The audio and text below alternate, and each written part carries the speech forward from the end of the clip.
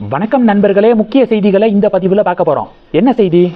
India today round table conference நடந்திருக்குல்ல, அதில் political leaders எல்லாம் அவங்களுடைய ஒப்பீனியனை அவங்க ஷேர் பண்ணியிருக்காங்க. இது சம்மந்தமாக ஒரு பெரிய டிபேட்டு. தமிழக முதல்வர் M.K. ஸ்டாலின் அவர்களும் அந்த ரவுண்ட் டேபிள் கான்ஃபரன்ஸில் கலந்துக்கிட்டார். ராஜ்தீப் சர்தேசாய் ஆங்கிலத்தில் கேள்வி கேட்குறாரு. முதல்வருக்கு ஒருத்தர் டிரான்ஸ்லேட் பண்ணுறாரு தமிழில்.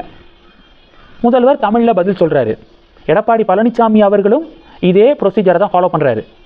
ஒருவர் டிரான்ஸ்லேட் பண்ண எடப்பாடி பழனிசாமி அவர்கள் தமிழில் அவருடைய பதிலை கொடுக்குறாரு. ஆனால் அண்ணாமலை அவர்கள், கார்த்திக் சிதம்பரம் அவர்கள் நேஷனல் பார்ட்டி சார்பாக வந்து பேசினவங்களாம் ஆங்கிலத்தில் பேசுகிறாங்க. 1 to 1 தான், டிரான்ஸ்லேட்டர்லாம் இல்லை. ஆங்கிலத்தில் கேள்வி கேட்குறாங்க, ஆங்கிலத்தில் பதில் சொல்கிறாங்க. இதை பார்க்க முடிஞ்சிச்சு.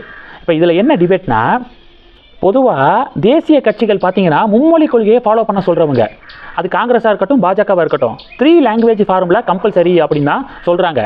இதில் காங்கிரஸ் ஹிந்தியை திணிச்சாங்க, ஹிந்தி தான் படிக்கணும் 3வது மொழியாக அப்படின்னு திணிச்சாங்க. ஆனால் பிஜேபி அதை பண்ணலை. பிஜேபி மாணவர்கள் பிடித்த மொழியை கற்றுக்கட்டும் அப்படின்னு சொல்லிட்டு பாஜக சொல்கிறாங்க. அதை திமுக ஹிந்தியை திணிக்கிறாங்க அப்படின்னு சொல்லிக்கிருக்காங்க, அரசியல் பண்ணுறாங்க. அது விஷயம், வேறு விஷயம். இப்போது 3 லாங்குவேஜ் ஃபார்முலா வேணும் அப்படின்னு சொன்னவங்களுக்கு ஆங்கிலம் சரளமாக பேச தெரியுது, தாய்மொழியான தமிழ் சரளமாக பேச தெரியுது. ஆனால் 2 லாங்குவேஜ் ஃபார்முலா மட்டும் போதும் அப்படின்னு சொன்ன தலைவர்கள் தமிழில் மட்டும்தான் ப்ராப்பராக பதில் சொல்கிறாங்களே தவிர அவங்களுக்கு ஆங்கிலத்தில் அவ்வளவா பதில் சொல்ல தெரியலையே.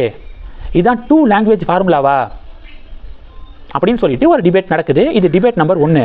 டிபேட் நம்பர் 2 என்ன தெரியுமா? ஆக்சுவலாக ஆங்கிலம் அப்படிங்கிறது நாலேஜ் கிடையாது, அது ஜஸ்ட் ஒரு லாங்குவேஜ் தான் அப்படிங்கிறது எல்லாருக்கும் தெரியும். ஆனால் ஆங்கிலம் தெரிஞ்சாதான் அறிவாளி அப்படின்னு அர்த்தம் இல்லை. ஆங்கிலம் தெரிஞ்சிச்சுன்னா உலக அரங்கத்தில் பல விஷயங்களை கொண்டு போய் சேர்க்க முடியும். உதாரணத்துக்கு டாவோஸில் பொருளாதார மாநாடு நடந்துச்சு. தேவேந்திர ஃபட்னாவிஸ் மகாராஷ்டிரா கவர்மெண்ட் சார்பாக அங்கே போய் அங்கே ஆங்கிலத்தில் பேசி லட்சக்கணக்கான கோடி ரூபாய் மதிப்பிலான இன்வெஸ்ட்மெண்ட்டை மகாராஷ்டிராவுக்கு கொண்டு வந்திருக்காரு. அப்போ இது மாதிரியான ஆப்பர்ச்சுனிட்டியெல்லாம் கிடைக்கும். அது ஆங்கிலம்னு மட்டும் கிடையாது, எந்தெந்த அடிஷ்னல் லாங்குவேஜஸை கற்றுக்குறோமோ அவ்வளவு நல்லது. கற்றுக்கிறது நல்லது. கற்றுக்க வேண்டாம் அப்படின்னு சொல்கிறவங்கள்ட்ட இருந்து தான் ஒதுங்கி நிற்கணும். சரி, அடுத்து 2வது டிபேட் நம்பர் 2 என்ன தெரியுமா? முதல்வர் ஸ்டாலின் அவர்கள்ட்ட ராஜ்தீப் சர்தேசாய் ஃபஸ்ட்டு தேர்தலை எப்போ சந்திச்சிங்க அப்படின்னு சொல்லிட்டு கேள்வி கேட்டிருக்காரு.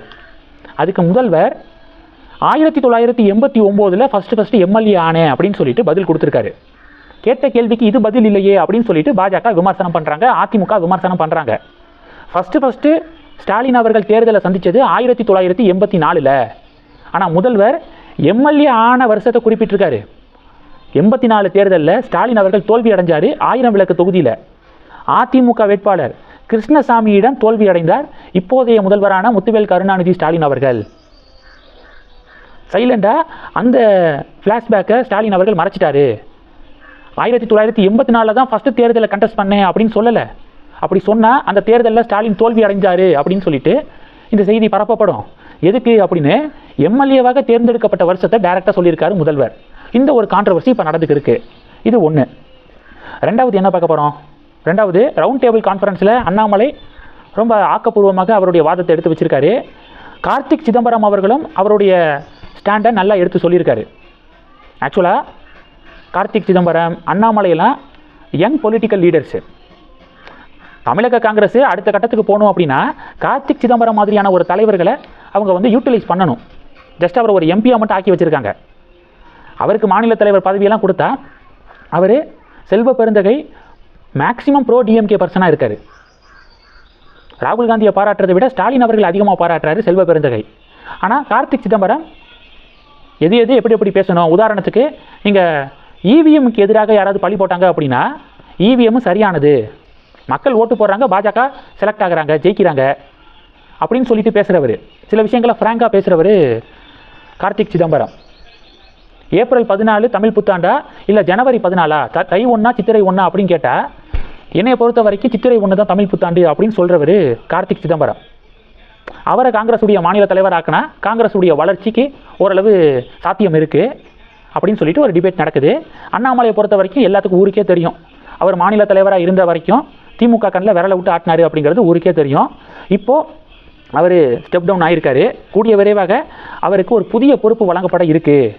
குறிப்பாக 2026 தேர்தலுக்கு பிறகு மறுபடியும் மாநில தலைவராக அண்ணாமலை ஆக்கப்படுவதற்கு அதிகப்படியான சான்ஸ் இருக்குது அப்படின்னு சொல்கிறாங்க பொலிட்டிக்கல் கமெண்டேட்டர்ஸ். வெயிட் பண்ணி பார்க்கலாம். அடுத்து என்ன பார்க்க போகிறோன்னா, ரஷ்யாவுடைய வெளியுறவு அமைச்சர் லாவ்ரோவ் அதிகாரப்பூர்வமாக ஒரு விளக்கம் கொடுத்துருக்காரு.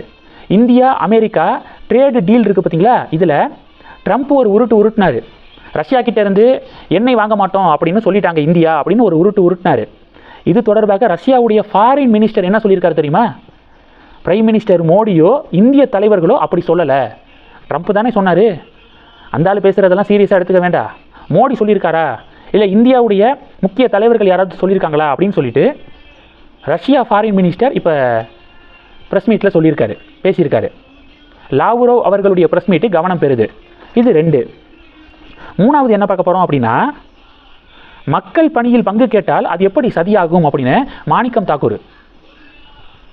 ரவுண்ட் டேபிள் கான்ஃபரன்ஸில் ஆட்சி அதிகாரத்தில் பங்கு காங்கிரஸ் கேட்குறாங்களே அப்படின்னு சொல்லிட்டு ஸ்டாலின்கிட்ட ஒரு கேள்வி கேட்கப்படுது. அதெல்லாம் தமிழகத்துக்கு ஒத்து வராது அப்படிங்கிறது திமுகவுக்கு தெரியும், காங்கிரஸுக்கு தெரியும்.